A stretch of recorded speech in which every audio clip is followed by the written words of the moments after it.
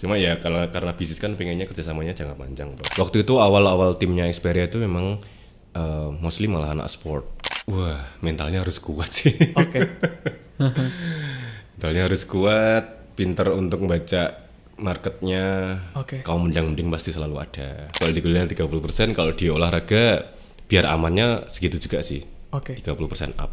Oke. Kayak gitu, karena memang ya cukup banyak komponennya. Ya di kuliah pun juga sama. Aku juga pernah main di F&B. Pengennya kan kalau bisnis itu sustainability-nya ya. Sustain bisa lama, terus bisa secara brandingnya juga oke gitu. Oke. Jadi kalau misalnya teman-teman mulai stuck atau mulai kayaknya aku mulai butuh insight yang lainnya, ya nggak apa-apa. Oke. Coba ngobrol aja sama bisnis.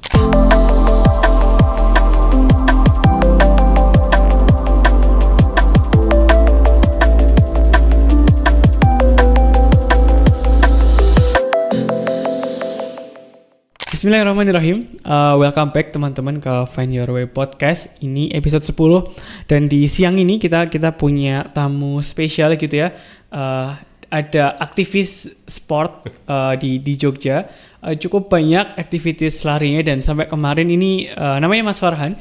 Di siang ini beliau lagi kurang sehat juga. Kemarin hari Minggu habis lari gitu ya dan qadarullah sempat ngedrop dan ini masih nyempetin waktunya buat sharing ke teman-teman dan hopefully teman-teman bisa enjoy the show. Mungkin boleh saya hello dulu Mas Farhan. Silakan.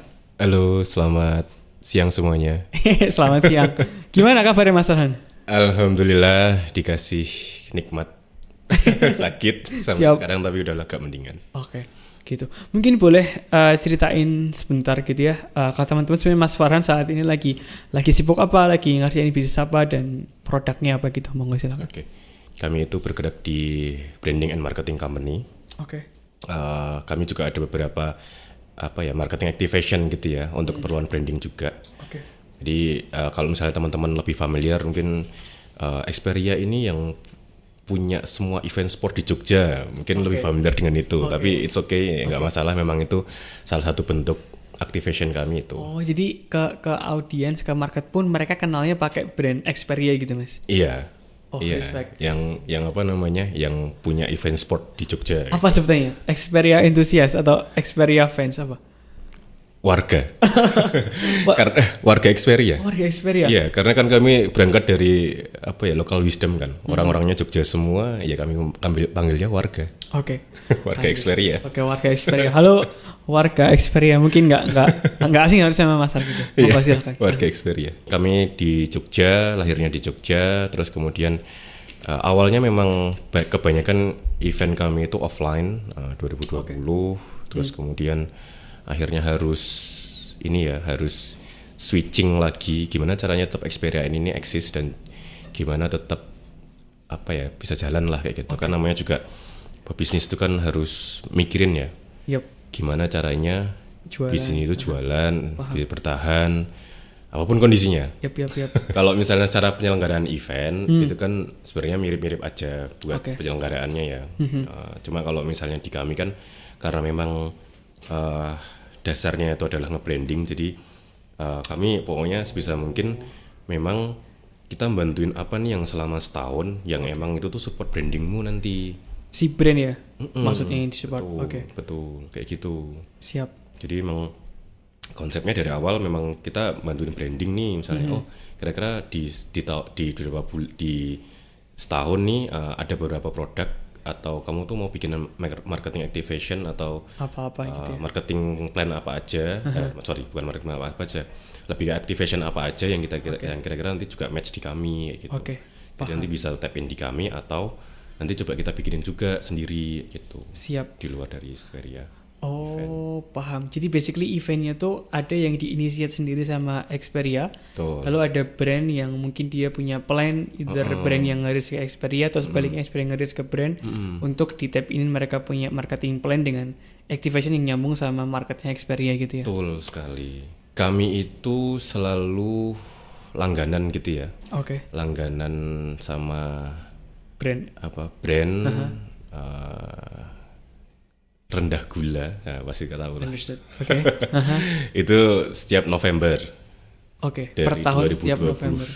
Itu udah mulai dari 2022. Itu nama eventnya WDD, World Diabetes Day. Oke. Nah itu tuh salah satunya Di Jogja juga itu di Mas? Jogja.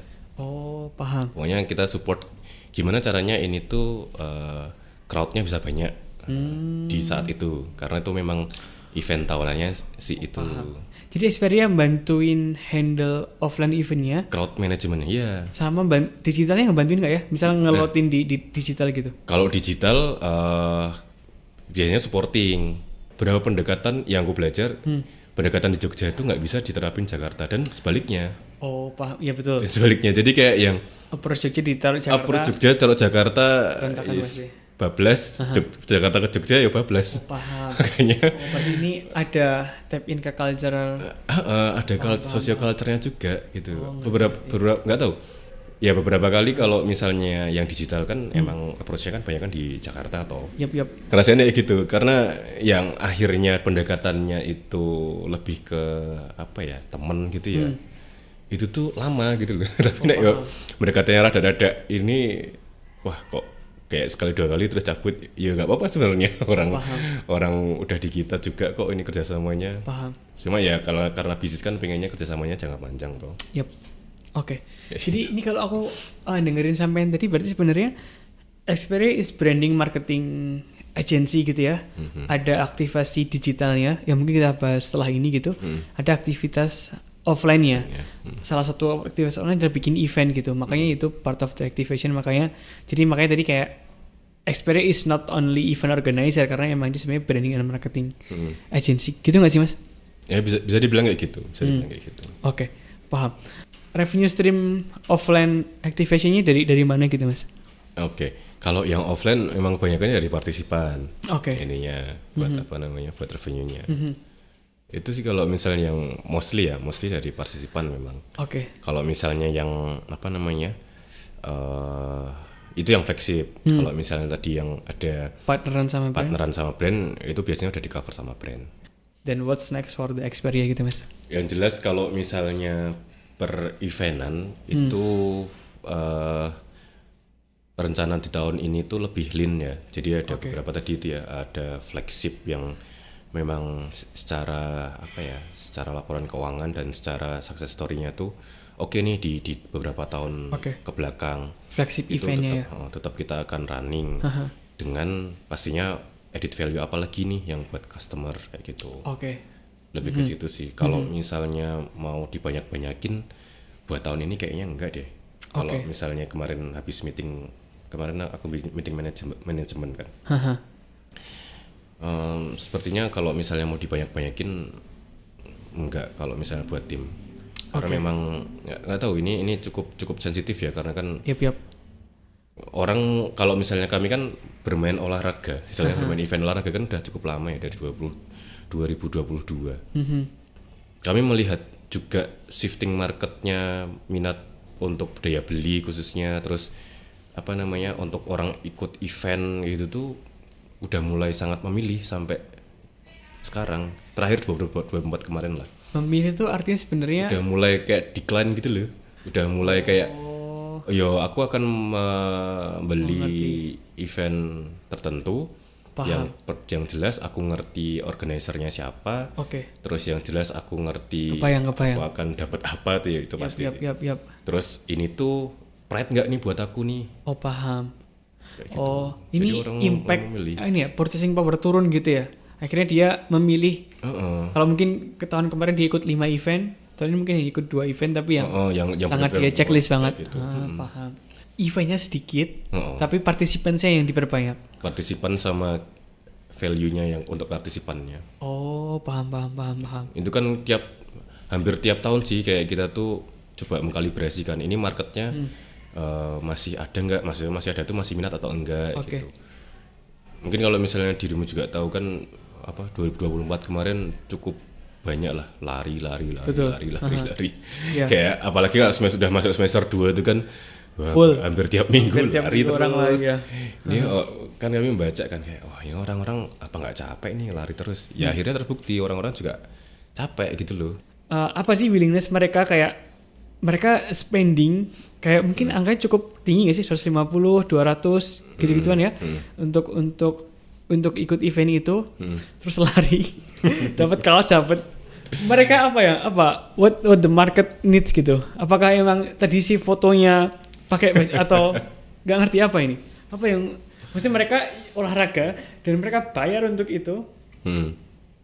Itu sama aja, sama sih kayak aku main bola sama. Tapi maksudnya untuk lari kan nggak harus ikut event kan? Kamu tetap bisa lari. Mau nggak? Apa itu? Apakah karena crowd-nya bareng-bareng jadi semangat gitu? Apa gimana? Gimana nih warga? Kayaknya kalian harus jawab deh. Kenapa kalian mau ikut acara Nexperia? Lebih ke apa ya? Kalau misalnya kita ngelihat ada beberapa sih ya Mas. Yang jelas ada yang memang dia itu karena ada temennya. Oke. Diajak temennya gitu ya? Temennya, terus FOMO lihat temennya. Oke. Terus ada juga yang kebutuhan konten, ada juga.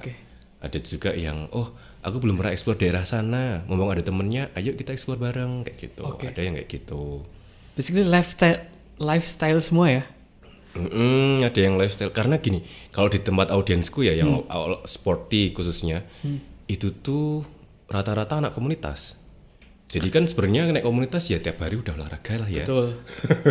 Asumsinya kan kayak gitu ya. Iya. Udah olahraga, terus kenapa mau ikut Xperia? Ya itu ada beberapa faktor itu tadi. Ya selain ada support teman, bisnis teman juga paham. kayak gitu. Oh jadi ini ya apa? Mungkin emang olahraga juga. Plus hiburan gitu kali ya. Bisa jadi kayak gitu. Dan itu masuk akal sih. Itu kayak sama aja spending tiket bioskop lah atau apa. Mungkin ini lebih oke dari. Mungkin sama juga pertanyaannya kalau orang-orang mini soccer apa orang gitu-gitu aja. Bener juga. Itu maksudnya preferensi sebenarnya gitu ya. Paham. Oke. Make sense dan bener juga sih. Dan make sense, orang-orang mini soccer juga ada beberapa yang ikut cuman karena mungkin belum pernah ikut atau ikut pengen dapat fotonya. Ternyata sama, nggak ada bedanya. Dan mungkin ini kerennya sampean sama Extreme Xperia adalah itu ada market kayak gitu dan di switch jadi profit gitu ya. Kenapa ngambil preferensi itu gitu Mas? Kenapa nggak bisnis yang lain yang atau nyemplung ke market ini kenapa gitu? Nyemplung ke market ini, kenapa ya? Waktu itu awal-awal timnya Xperia itu memang mostly malah anak sport. Mostly anak sport. Yang line up pertama ya, itu ada yang itu tadi ada yang apa namanya, ada yang mantan atlet sepeda. Yang serius tapi yang bener-bener yang nyepeda tuh mesti ikut fondo tuh minimal 100 kilo. Respect. Yang kayak gitu-gitu, terus ngikut yang kalau ya di apa? Ada event-event di Jogja gitu juga pasti ngikut yang sepeda road bike kayak gitu yang serius-serius kayak gitulah. Siap. Ada juga yang dia itu tuh pelari ultra maraton. Ultra maraton itu kan 42 kilo plus tuh. Paham. Ya model-model kayak gitu. Jadi yang waktu itu market yang paling possible buat kita garap ya olahraga waktu itu. Siap. Ini berarti posisi timnya tuh tim ini ya apa namanya? Pas awal-awal ya. Jadi pas ngerekrut tim apa dan kebetulan mereka profilnya gini-gini gitu. Profilnya kayak gitu dan itu sangat match dengan mereka yang dan kita bisa garap awal-awal itu tuh. Paham. Buat market olahraga itu. Siap. Misal Kebumen nih orang random mau bikin event serupa. Mungkin kasarnya bikin kompetitornya Xperia tapi di Kebumen gitu. Dia mau start bisnis karena dia ke PHK juga dan dia pengen, aku pengen nyala ini ginian. Marketnya lagi naik nih untuk sportsnya. Kalau di top city mungkin Jakarta, Surabaya, Bandung, Jogja itu kan pasti udah ada playersnya gitu kan. Dan Xperia bagian dari players yang di Jogja gitu. Pasti kayak mungkin kota kayak Klaten, kayak nggak tau lah beberapa kota-kota yang lebih 3-4 tiri gitu. Pasti mereka punya audiens juga kan dan biasanya ke drive culture-nya dari Jakarta ke Surabaya, Bandung baru ke next city gitu. Nah, asumsinya di sana mungkin kalau di top city lagi turun gitu, di sini lagi pik-piknya gitu kan orang lagi. Nah, apa yang disuggest dari sampean ke mereka yang mau mulai bisnis kayak gini gitu? Wah, mentalnya harus kuat sih. Mentalnya harus kuat, pinter untuk membaca marketnya. Kaum mendang-mending pasti selalu ada. Paham. Itu sih. Kalau misalnya marketnya belum siap, mungkin bisa berpartner dulu dengan yang memang istilahnya apa ya, kalau dulu kan kami nggak sendirian, maksudnya udah ada entah itu community-nya dulu atau brandnya dulu. Paham. Gitu. Oh paham. Jadi kalau misalnya mau yang bikin serupa, itu sih harus pinter-pinter ini ngelihat marketnya siap atau enggak. Dan misalnya habit olahraganya gitu ya, misalnya ngomongin olahraga, habit olahraganya itu kayak gimana di masing-masing kotanya mereka kotanya itu. Ya, soalnya kalau enggak masih nanti musuhnya sama kaum mendang-mending. Wah itu langsung kebantai itu mentalnya kalau nggak kuat. Paham. Ngapain harus ikut dia? Ya tadi kayak kamu bilang itu kan, ngapain harus ikut ini, orang aku olahraga aja tiap hari, orang aku ke sawah aja tiap hari. Wah susah nih. Paham. Jadi tetap ngecek juga marketnya dan didorong apa namanya Mas untuk collaborate gitu ya, mungkin sama existing brand atau existing brand atau ya emang yang pernah punya situ komunitas gitu ya. Waktu itu kan tempatku pernah juga on team waktu itu buat acaranya BI lah, Rupiah Borobudur Playon. Bukan Borobudur waktu itu. Dia ada 2 soalnya, di Borobudur 1, di Purwokerto 1. Dua-duanya itu punyanya BI. Yang area area Jateng. Itu mereka juga bikin acara lari. Nah, Borobudur sama Purwokerto, tentu saja beda banget hype-nya. Itu yang dilakukan adalah waktu itu ya udah coba nih nge-grab yang pernah melakukannya dulu aja kayak gitu. Untuk diadopsi ke Purwokerto gitu.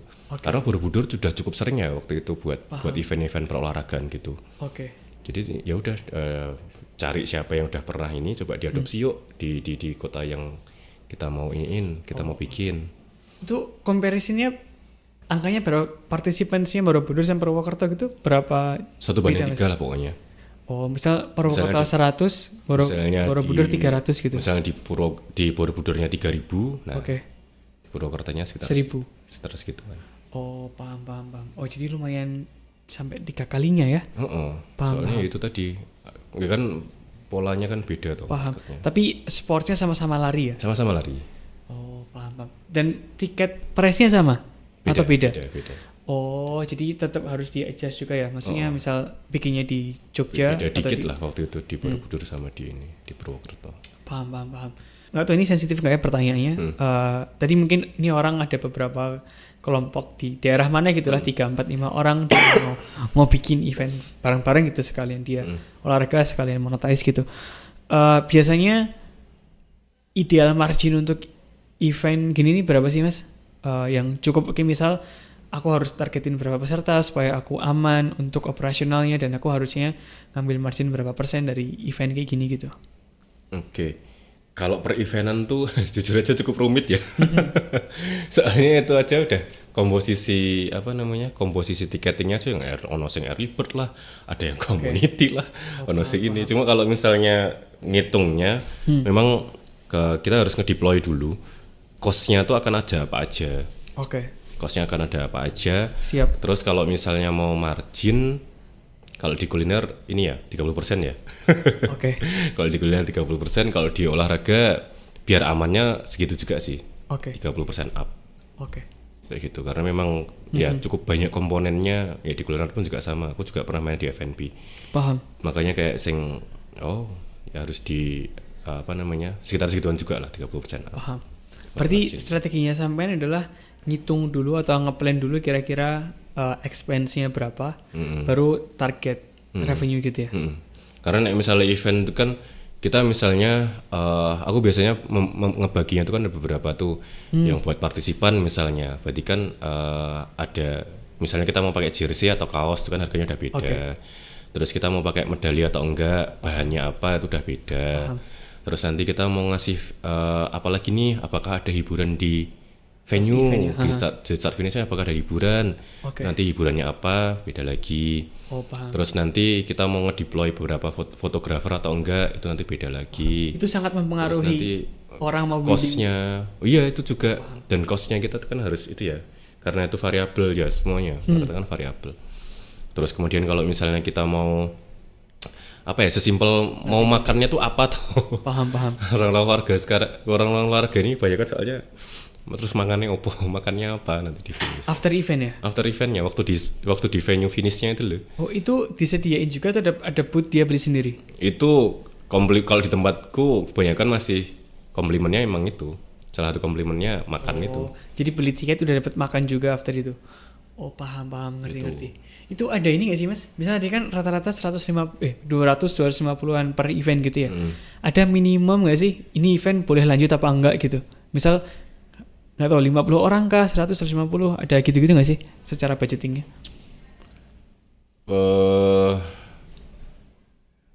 Ini tergantung skopnya juga ya. Kalau tempatku itu yang pernah aku jalanin aja ya. Yang pernah aku jalanin aja itu tuh minimum 80. Itu udah, wah itu udah sodakoh itu kayaknya. Siap. Sudah sodakoh itu. Oke. Pernah nggak mas ada case running event gitu ya, great event, udah promo apa segala macam, kemudian akhirnya itu nggak nyampe minimum ticket numbersnya? Ada case gitu nggak? Pernah. Okay. Pernah banget dong. Itu berapa? Misalnya ada 100 event gitu ya, berapa yang kayak gitu? 1 kah, 2 atau? Drop gini. Kalau tempatku itu pasti kalau kan kita kalau misalnya di project management itu kan udah ada ancang-ancangnya kan. Oke. Udah ada timeline kira-kira sampai H-min berapa itu tuh akan dipospon. Oh, bisa dipospon gitu. Paham. Gitu. Kalau di aku belajar project management kayak gitu. Oke. Ada H-min berapa kita harus dipospon. Ya udah kalau misalnya memang udah nge-reach itu dan nggak achieve. Oke. Pasti nanti akan dibalikin lagi. Ini mau di running dengan opportunity kurang berapa orang ini, atau kita mau postpone. Paham. Kayak gitu. Kalau misalnya kita kayaknya masih kurang 30 dan itu tuh masih ada waktu 10 hari. Confident gitu. 30. Dari tanggal awal ya, itu belum tanggal postpone ya. Misalnya kurang 30 orang lagi, itu H-min 10 hari gitu. Oke. Kita masih confident tuh. Siap. Kayak gitu. H-min 10 itu kadang-kadang udah dipotong sama kita produksi. Kalau misalnya ada kaos atau jersey gitu ya, kalau misalnya event olahraga. Oh, taruh spare waktu buat itu juga. Itu kan juga ada spare waktunya juga. Paham. Makanya kayak yang kalau misalnya masih 30 confident yaudah running. Lanjut aja kayak gitu. Kalau misalnya masih kejauhan nih udah ini nih. Yaudah kita postpone aja. Oke. Kita refund semuanya. Udah pokoknya istilahnya kita juga tanggung jawab lah kalau misalnya emang enggak ini udah kita refund aja. Siap. Berarti ada evaluasinya adalah kita coba mengemas lagi bagaimana biar audiens itu lebih tertarik kayak gitu. Siap. Biasanya patternnya gitu lebih banyak orang minta refund atau minta postpone ganti hari gitu. Case yang pernah kita alami udah kita postpone aja terus kita refund. Udah gitu aja. Berarti postpone ini artinya cancel ya atau ditunda? Kita tunda di hari yang lainnya. Tapi budgetnya di refund? Budgetnya di refund. Lalu nanti kalau ini ditunda di hari yang lain, dia register lagi gitu ya? Iya, dia register lagi. Oh, paham. Lebih ke ini sih karena ini ya, kan kita nggak tahu nih ini budgetnya mereka nih bisa buat yang lainnya juga daripada ngendon di kami. Yaudah mending monggo dibalikin dulu aja. Oh, paham. Nah, misal terus nanti next match dengan waktu dan juga ininya, yaudah di ini aja. Register dari awal aja. So basic strateginya adalah biar sama-sama aman gitu ya kedua belah pihak. Misalnya nggak meet numbersnya, balikin budgetnya. Lalu nanti kalau kita buka event lagi, monggo silakan kalau mau daftar. Silakan gitu. Kalau misalnya mau daftar dari sini dengan ini. Oke, itu biasanya case-nya ketika nggak nyampe gitu mas. Nggak nyampe numbersnya gitu ya. Apakah itu gara-gara kemasannya yang kurang oke gitu ya? Atau ternyata mungkin ngepasin keselip gitu ya, ada kompetitor yang mungkin running hal serupa akhirnya mereka nge-drive ke sana, atau biasanya penyebabnya apa? Atau mungkin produknya kayaknya kurang ini nih gitu. Learningnya gimana mas? Monggo. Kalau ya misalnya yang pernah kita alami gitu, ini dari kami belajar ya. Itu tuh kemungkinan juga marketnya belum familiar sama dengan produk kita. Waktu itu tuh soalnya pernah kita kan pengennya refreshment nih waktu tahun lalu bulan apa ya, November kalau apa Desember. Oke. Kita mau refreshment. Kita tuh tahun lalu itu punya apa ya, agenda yang cukup rutin lah. Setiap bulan itu namanya namanya saya lupa, pokoknya tracking gitu. Yang kemasannya adalah kita tuh latihan lari buat pemula ataupun yang udah advance di track stadion. Paham. Sesimpel itu sebenarnya. Okay. Nah, tapi yang di Desember tuh coba kita refresh activity-nya yang agak lebih baru nih. Buat olahraga jalan kaki. Nah, itu kan lagi FOMO-nya lari, kenapa dikasih jalan kaki? Paham. Itu cukup ini sih, cukup mendobrak sih. Makanya kayak ternyata juga nggak sesuai ekspektasi nih ininya, jumlahnya. Terus kami akhirnya kan tetap kami mengevaluasi internal kan, kenapa nih kira-kira kayak gitu. Ya salah satunya itu di tengah gempuran itu tadi yang lari-lari, terus kita jalan, latihan jalan kaki. Nah, ya mungkin di luar olimpiade kayak jalan cepat, brisk walk itu kan udah masuk olimpiade kan kategorinya. Cuma emang di tempat kita masih yang kayak belum sampai situ gitu. Mungkin sudah ada beberapa yang yang dia itu pencinta malahan pencinta jalan kaki cepat dan jauh. Itu juga termasuk circleku sih. Circleku. Siap. Itu tapi yang belum sepahamilar itu gitu loh, yang jalan kaki. Itu salah satunya kayak gitu yang bikin akhirnya kita postpone dulu, coba cari momennya nih. Gitu. Berarti itu coba tabrakan ya, kita lempar produk apa tapi market lagi ngomongin apa gitu. Terus yaudah gitu harus kita postpone dulu aja, enggak apa-apa. Selain itu biasanya ada case lain nggak Mas dari pengalaman sampean? Mungkin dulu ini kan case Desember ya, mungkin ada case di tahun-tahun sebelumnya yang tahun-tahun lalu yang di-postpone. Anggapnya apa gitu kira-kira?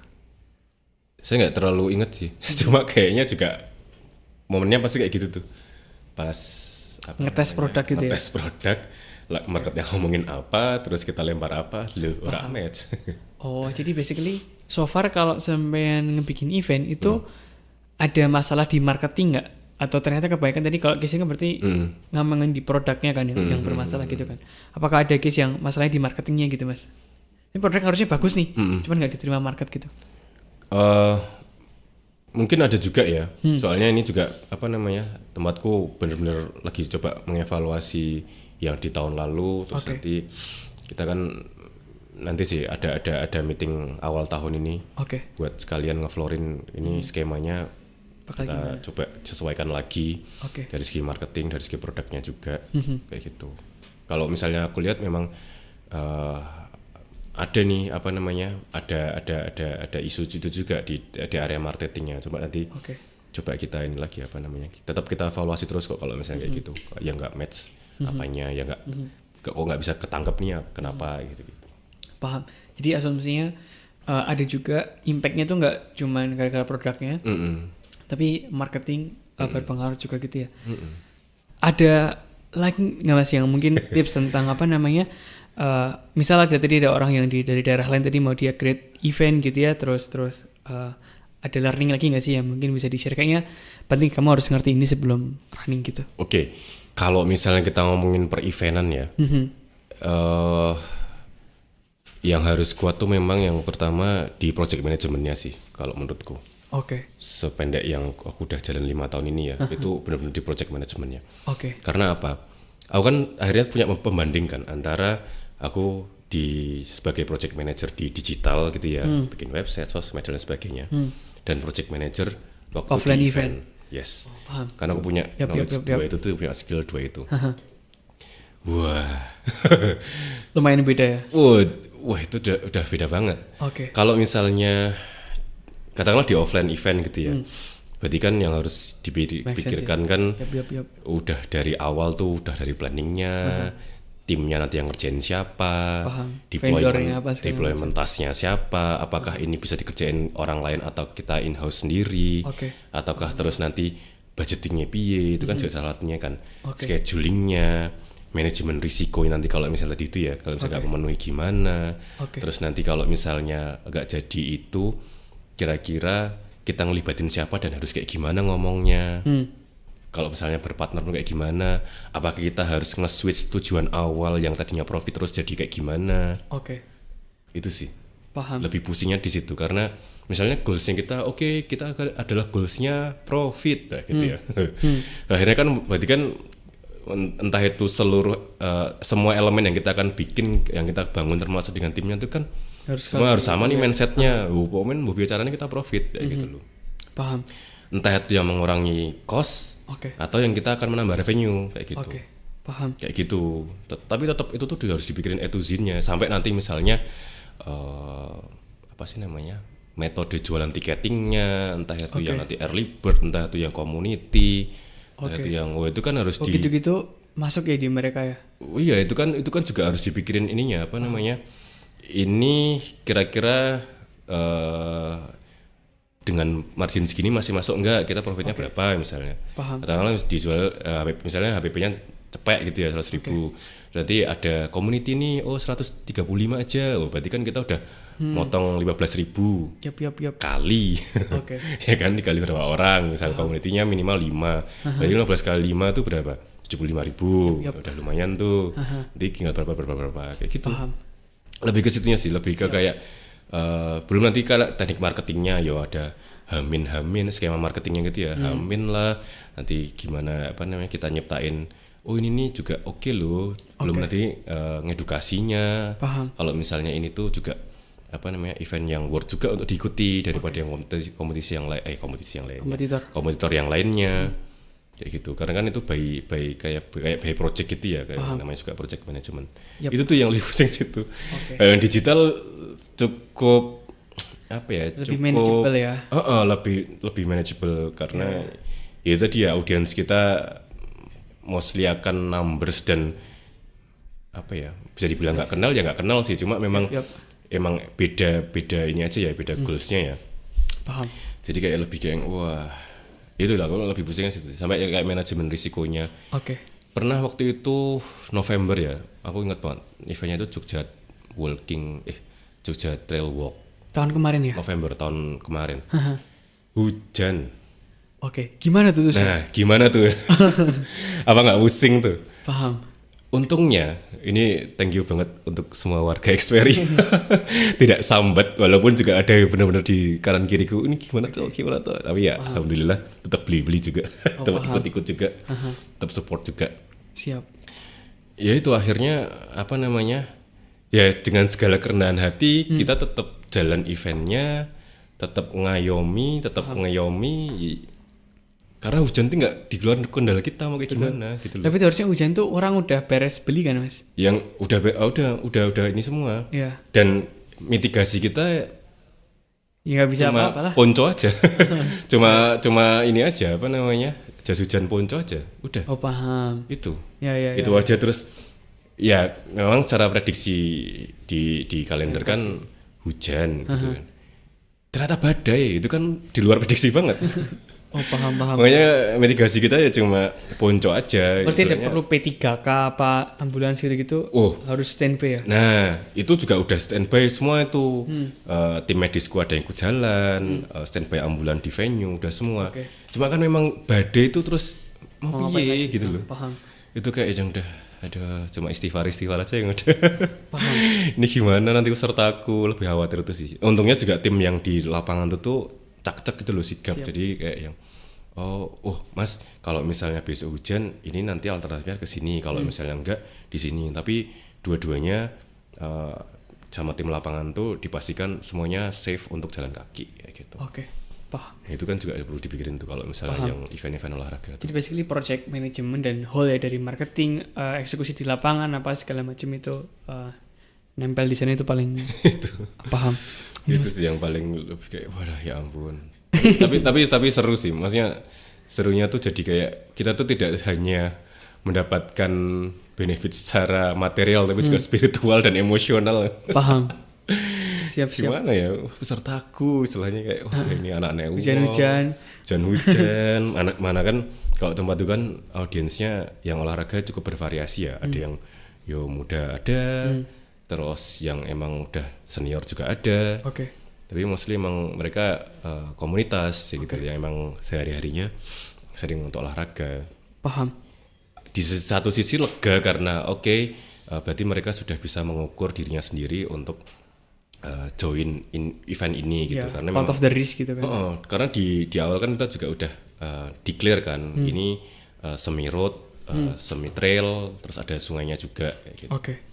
Jadi mereka udah bisa mengukur dan kami juga ininya 17 tahun plus lah pokoknya yang memang udah secara insurance-nya kita juga udah bisa ini gitu loh, bisa claim gitu. Paham. Terus kayak tapi tetap aja pusing. Siap. Tetap aja pusing. Oke, jadi project management is critical untuk running event gitu ya. Kalau misal running event ini biasanya marketingnya tuh apakah in-house marketing gitu ya, artinya dari tim Xperia sendiri yang mungkin launch di websitenya kah, di sosial medianya, akhirnya orang nge-drive traffic ke sana, atau ada partneran juga misal sama nggak tahu, sama community atau sama another account yang mungkin ngomongin hal yang sama, di paid promo di sana. Rata-rata gimana Mas untuk market Jogja? Kalau di market Jogja, kalau kita skemanya pakai 2 sih, tetap yang in-house gitu ya, yang kita ini sendiri, sama ya tetap ada ininya juga influencer gitu. Jadi maksudnya akun yang paid promote gitu ya. Itu untuk masuk ke kalender eventnya mereka gitu. Paham. Mungkin ini ya ini di beberapa terakhir karena terbatas waktunya juga gitu. Aku mau ada rapid questions ke sampean, nanti mungkin bisa dipilih mau yang mana gitu ya. Satu, Xperia misal cuman bisa milih salah satu gitu ya, akan pilih handle digital agency-nya atau handle offline event-nya? Jika pilih salah satu, yang paling ngangenin itu sebenarnya eventnya sih. Jadi akan pilih eventnya. Iya. Siap. Yang paling ngangenin itu soal eventnya. Siap. Pas bikin event gitu, prefer customer-nya happy. Artinya dia dapat value banyak gitu, tapi mungkin marginnya sampean tipis, atau kurang ini benefitsnya tapi profitnya lebih gede. Waduh, agak susah ya itu ya. Kalau saya bisnis ya pengennya profit besar, juga gede juga.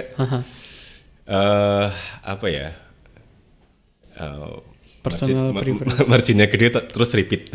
Oke, jadi pilih margin gede, value dikurangin nggak apa-apa? Kalau dikurangin itu enggak deh kayaknya. Paham. Jadi kalau enggak maka pilih margin tipis. Ya, soalnya tetap tempatku insya Allah value-nya nambah. Paham. Tapi harganya juga nambah. Siap. Karena ada rupo dulu. Jadi tetap pilih opsi C ya. Mungkin pertanyaan ketiga adalah tentang ada brand deals gitu ya, untuk offline eventnya gitu. Sebenarnya udah punya konsep acaranya, mereka pengen tapin ke sini, ke eventnya yang udah flagshipnya Xperia. Tapi mereka ada request beberapa adjustment untuk mau kayak gini deh, dirubah sistemnya gitu ya. Either take it atau leave it. Kalau tempatku juga pernah sebenarnya ada case kayak gitu.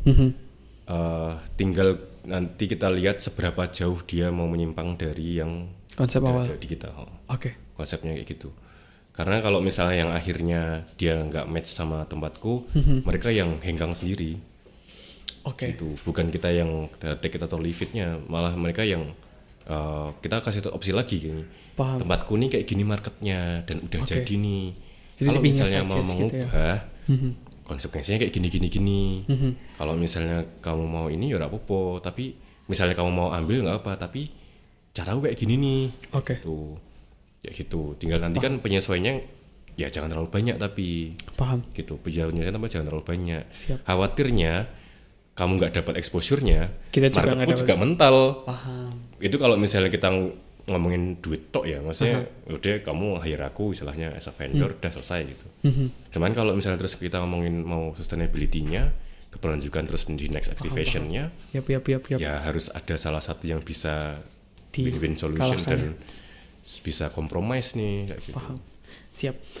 That's the 3 rapid questions gitu Mas. Mungkin ada closing statement buat teman-teman yang nonton ini, lagi mulai bisnis atau dia punya running bisnis dan ada stuck di beberapa areanya, monggo silakan. Siapa tahu bisa collaborate sama Xperia juga. Oke, boleh. Buat teman-teman yang mau merunning bisnisnya, sebenarnya bisnis itu tuh lebih ke kayak mental game ya. Oke. Kecuali kalau misalnya Anda anak sultan, itu beda lagi ya. Paham. Cuma bukan itu, maksudku adalah mau kayak gimana pun kalau misalnya teman-teman juga tidak bisa untuk mengelolanya, terus tahu cara mainnya di industri, itu sama aja bohong lah. Oke. Karena memang itu tadi, kan kita juga ini ya, apa namanya, pengennya kan kalau bisnis itu sustainability-nya ya, sustain bisa lama, terus bisa secara brandingnya juga oke gitu. Jadi kalau misalnya teman-teman mulai stuck atau mulai, aduh, kayaknya aku mulai butuh insight yang lainnya, ya nggak apa-apa. Coba ngobrol aja sama bisnis. Paham. Mostly, keresahannya sama soalnya. Mesti keresahannya sama soalnya. Kayak gini, entah tuh yang ngadepin customernya gimana, aku marketingnya kayak gimana, ini kayak gimana. Nah misalnya pas match sama yang keresahannya sama, terus kayak bisa tuker-tukeran gitu ya, kayak barter gitu. Itu ya, akan bagus lah, itu akan lebih enak banget itu. Paham. Tapi kalau dipikir sendiri, kayaknya bisnis itu tentang silaturahim, bukan tentang terus kamu jadi one-man show gitu, enggak. Paham. Itu sih lebih gitu. Itu berdasarkan pengalamanku yang masih mini-mini ya. Mungkin kalau misalnya yang udah lebih dari 5 tahun akan beda lagi ceritanya. Cuma sependek ini aku masih kayak gitu sih. Siap. This is the end of the show to this episode. Thank you semuanya. Tadi pesan terakhir dari Mas Farhan adalah bisnis tentang silaturahmi. Kalau ada problems gitu, coba ketemu komunitas, ketemu sama business owner yang lain, dan hopefully bisa ngebantu tukeran value. Gitu semuanya. Thank you semuanya. Assalamualaikum. Bye bye.